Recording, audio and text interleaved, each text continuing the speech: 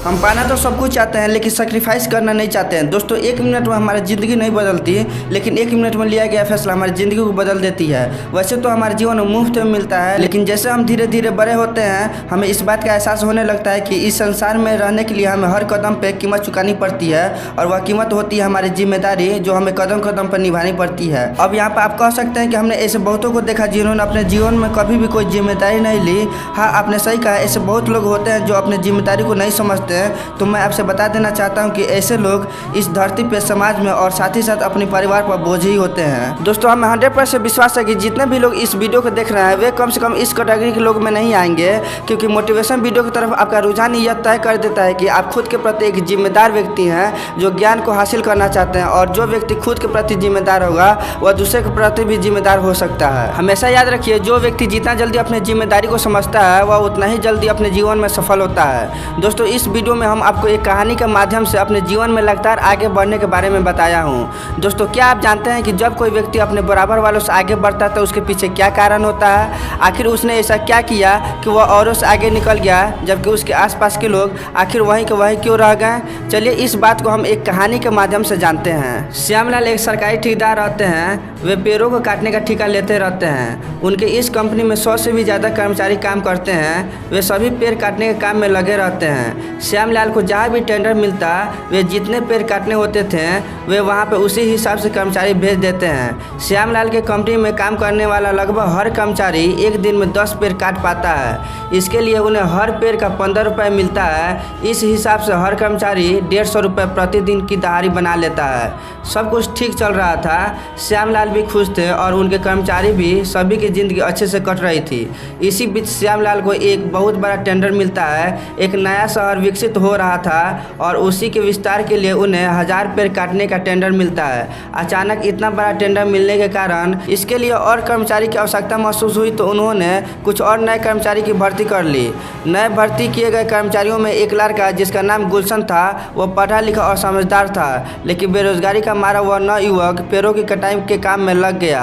वैसे तो गुलशन ने कभी भी इस तरह काम नहीं किया था, क्योंकि वह पढ़ लिख कुछ बड़ा करना चाहता था, लेकिन पापी पेट का सवाल था। वह बड़ी मेहनत से इस काम को करने लगा, साथ में दिमाग का इस्तेमाल भी करने लगा और अन्य लोगों के मुकाबले वह ज़्यादा पेड़ काटने लगा। दोस्तों यहाँ पे आपके मन में एक सवाल पनप सकता है कि पेड़ की कटाई के काम में दिमाग का क्या इस्तेमाल, जो गुलशन इस काम में दिमाग लगा रहा था। तो दोस्तों यहाँ पे मैं आपसे एक बात ज़रूर कहना चाहूँगा कि दिमाग का इस्तेमाल तो ज़िंदगी के हर एक मोड़ पे करना पड़ता है। जिसने किया वह औरों से बेहतर जिया, और जिसने नहीं किया वैसे तो वो भी जिया, लेकिन गरीबी और लाचारी के दलदल में ही जिया। चलिए अब देखते हैं कि आखिर कैसे गुलशन पेड़ की कटाई के काम में दिमाग लगा रहा है, क्योंकि कहीं ना कहीं तो कुछ तो बात है जिसके कारण गुलशन के आसपास के लोगों में इस बात की चर्चा है कि ये बंदा प्रतिदिन 15 पेड़ कैसे कटाई कर लेता है, जबकि अन्य कर्मचारी जो उससे ज़्यादा ताकतवर और अनुभवी हैं वे लोग तो प्रतिदिन सिर्फ 10 पेड़ ही काट पाते हैं। गुलशन ज़्यादा पेड़ काटने की वजह से ज़्यादा पैसा भी कमा रहा था, और यह बात उसके कंपनी के अन्य लोगों को रास नहीं आ रहा था। इसी बीच एक और चौंकाने वाली खबर आती है कि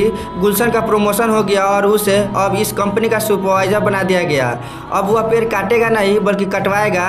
यह बात सुनते ही कुछ कर्मचारी आग बबूला होकर सीधे श्यामलाल के पास पहुँचते हैं और कहते हैं कि यह क्या, हम आपकी कंपनी में सालों से काम कर रहे हैं और आपने कल के लौंडे को एकदम प्रमोशन देकर हमारा सुपरवाइजर बना दिया।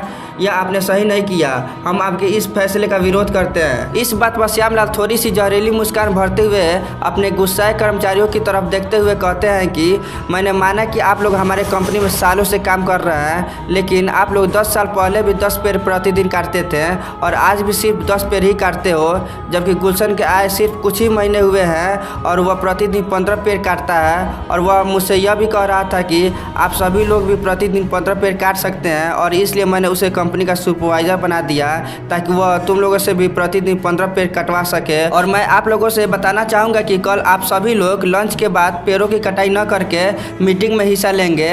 मैं और गुलशन दोनों ही वहाँ पे आएंगे। दूसरे दिन लंच के बाद श्यामलाल और गुलशन दोनों ही वहाँ पे आते हैं। अन्य कर्मचारी भी वहाँ पे उपस्थित रहते हैं और फिर शुरू होता है एक प्रेरणादायक सभा जिसे गुलशन द्वारा संबोधित किया जाता है। इस सभा में गुलशन बताता है कि कैसे उसने अन्य लोगों से ज़्यादा पेड़ काटे और उसकी इस उपलब्धि को देखकर श्यामलाल ने उसे एक बंद कमरे में मीटिंग की और उसे सुपरवाइजर बनाने का फैसला किया। तो चलिए जानते हैं गुलशन की सफलता का सार। गुलशन कहता है कि मेरे प्रिय साथियों, वैसे तो आप सभी लोग मुझसे उम्र और तजुर्बे में बड़े हैं, शायद आप लोग मुझसे ज़्यादा परिश्रम भी करते हैं, लेकिन इसके बावजूद भी मैं आप लोगों से ज़्यादा पेड़ कैसे काट लेता हूँ। इसके लिए मैं सबसे पहले आप लोगों से एक सवाल पूछना चाहूँगा कि आप यह बताइए कि आप जिस कुल्हाड़ी से पेड़ को काटते हैं, आपने उसमें पिछली बार धार कब लगाई थी। इस पर हर किसी ने अपने अपने जवाब दिए हैं। जवाब सुनने के बाद गुलशन ने बताया कि यही आप लोगों की सबसे बड़ी समस्या है कि आप परिश्रम तो पूरा करते हैं, लेकिन पेड़ काटने में ज़्यादा, कुल्हाड़ी की धार तेज करने में कम।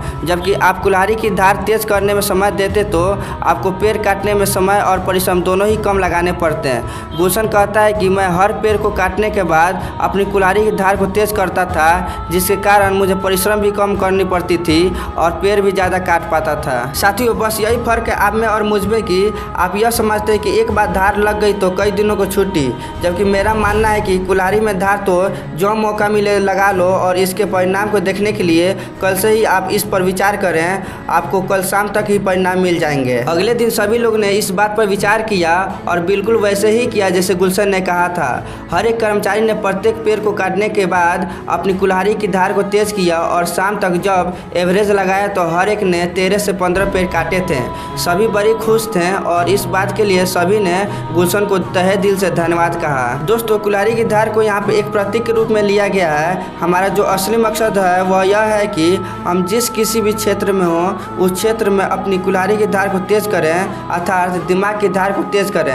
लगातार सीखने पर बल दें, कुछ न कुछ नया करने पर बल दें। ऊपर वाले ने हमें दिमाग दिया है सोचने के लिए, आविष्कार करने के लिए, चमत्कार करने के लिए। सिर्फ गधों की तरह काम करने वाला इंसान जिंदगी भर गधा ही रह जाता है और जो अपनी दिमाग की धार को लगातार तेज करता रहता है वह एक ना एक दिन आगे जरूर बढ़ता है, शिखर पर जरूर चढ़ता है। आशा करता हूँ कि यह कहानी आपको पसंद आया होगा।